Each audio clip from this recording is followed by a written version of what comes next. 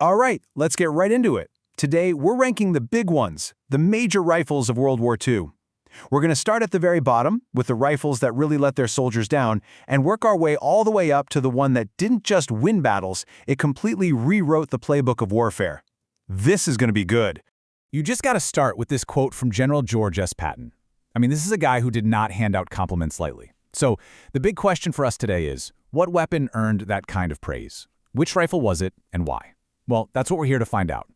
Okay, so first, we've got to talk about the disasters. We're going right to the bottom of the barrel here. These are the rifles that were just fundamentally broken. They were unreliable, they were flawed, and sometimes they were just plain dangerous for the poor guys who had to use them. And here we are, at the very bottom of the list. Rank number 10. It goes to the Italian Carcano M91/38. Look, this rifle wasn't just bad, it was almost a tragedy.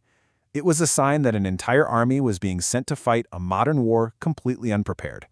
So, what made this thing so awful? Well, it comes down to a fatal flaw that is it's almost hard to believe. The designers made a choice. They used a slow twist in the barrel's rifling and paired it with a really short, light bullet. What does that mean?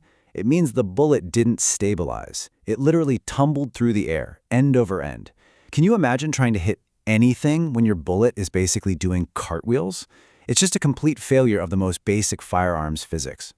All right, coming in at number 9, we've got the Japanese Arisaka Type 99. Now, you got to put a little asterisk next to this one, because an early war Arisaka, totally fine rifle, solid, well-made, but we're not talking about those. We're talking about the late war versions, and man, do they tell a story about a nation's industry falling apart at the seams? You can see the decline right here. In 39, it's a perfectly respectable rifle. Strong, even had some nice features like a monopod. But then you jump to 43, resources are getting tight, they're cutting corners. By 1945, it's a total mess. The finish is crude, features are just gone, and worst of all, the quality control is non-existent. We're talking about rifles so poorly made, they might not even work, or worse, could be dangerous to the person firing them. A real tragedy. Okay, number 8. This one's a weird one. On the one hand, it was a masterpiece on the shooting range. On the other, it was an absolute death trap in the trenches. I'm talking about the Canadian Ross rifle. It's kind of this infamous legend from World War I that unfortunately bled over into the Second. And here's the problem. Laid out plain and simple. On paper, it's amazing. Super accurate, wins shooting competitions. It had this wicked fast straight pull bolt. But in the real world of the trenches, that precision was its downfall. The parts were so tightly fitted that a little bit of mud or dirt would just jam the whole thing up. And get this, if you put the bolt back together the wrong way after cleaning it, which was easy to do, it could literally fly back and smash you in the face when you fired. No thank you. Number 7 is the Gewehr 43. And this rifle was basically Germany's panic button. See, when their soldiers got to the Eastern Front, they ran into Soviet troops who had semi-automatic rifles. It was a huge shock. Suddenly, they were outgunned. So High Command scrambled to play catch-up, and the G43 is the result of that scramble. But the design wasn't the only problem. Just look at these numbers. This tells you everything you need to know. Germany cranked out maybe 400,000 of these things. In that same time, the US produced 4 million M1 Garands. That's 10 times as many. The G43 wasn't just a rifle, it was a symptom of a much bigger problem. Germany was losing the industrial war. Big time. All right, we're out of the disaster zone. Let's move up a tier into the real workhorses of the war. These are the bolt-action rifles that were the backbone for most of the army's fighting. You know, they weren't flashy, they weren't revolutionary, but they were dependable. They just plain worked. Starting us off at number 6 is the classic, the iconic British Lee-Enfield No. 4. I honestly think this is one of the most underrated rifles of the entire war. And its superpower? It all came down to one thing. An absolutely insane rate of fire. How insane? Well, a well-trained British soldier could pull off something they called the Mad Minute. That's 15 aimed shots in 60 seconds. Think about that. For a bolt action, that's just blindingly fast. It was possible because the bolt action was slick as butter, and it had a 10-round magazine, double what most other bolt actions had. And you can imagine the effect this had on the enemy. When a whole platoon of British soldiers opened up with these things, the sheer volume of fire was so overwhelming that German soldiers often reported they were under attack by machine guns. They weren't, it was just riflemen. That is a massive psychological edge. Okay, number 5. This rifle is the Soviet war effort in a nutshell. The M1 Garand.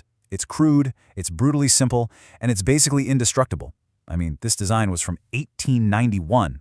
It was an antique, but its biggest advantage was that it just would not die. And this is where that crude design became a stroke of genius. Think about the Eastern Front. It's minus 40 degrees. The super precise, beautifully engineered German rifles, their bolts would freeze solid. They'd just stop working. The M1, though? It was built with loose, almost sloppy parts. That meant there was plenty of room for ice, mud, and dirt to get in there, and the thing would just keep cycling. It's a perfect example of how what looks bad on paper can be absolutely perfect for the real world. All right, now we're breaking into the A tier, the best of the best. And at number 4, we have the American Springfield M1903. Now, what's cool about this one is that even after the U.S. Army officially adopted a semi-auto, the Springfield just wouldn't go away. And the reason is simple. It was unbelievably accurate. This was the rifle for snipers. And at number 3, folks, this is what many people consider the absolute peak of bolt-action rifle design. The German Kar98K. Seriously, if this was just a list of the most beautifully engineered rifles, this would probably be number 1. No question. The Germans had been refining the Mauser bolt action for something like 60 years by the time this rifle came out. And the result was, well, mechanical perfection.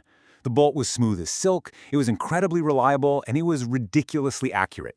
It was, in almost every way, the perfect bolt-action rifle. The only problem? It was the perfect rifle for the last war. And that brings us to the top, the S tier. These aren't just rifles. These are a revolution in thinking. They represent a massive change in how you fight a war. We're not talking about improving old ideas anymore. We're talking about a whole new philosophy based on one thing: firepower. And coming in at number 2 is a rifle that absolutely stunned the world, the Soviet SVT-40. When the Germans invaded in 1941, they discovered that the Soviets already had a semi-automatic rifle, and they had a lot of them. It caught the Germans completely flat-footed and sent them scrambling to figure out how it worked, even trying to copy its design. So here it is, the final showdown. You've got the SVT-40. It's a little lighter, and it has that modern 10-round detachable magazine. And on the other side, you've got the American entry, which was actually adopted way back in 1936. Both of these rifles are the future, but only one of them was reliable enough and was produced in big enough numbers to truly change the course of history. And that brings us to number 1, the greatest battle implement ever devised, the rifle that earned Patton's praise. It is, of course, the American M1 Garand. You really, truly cannot overstate how important this weapon was. It wasn't just a rifle, it was a revolution.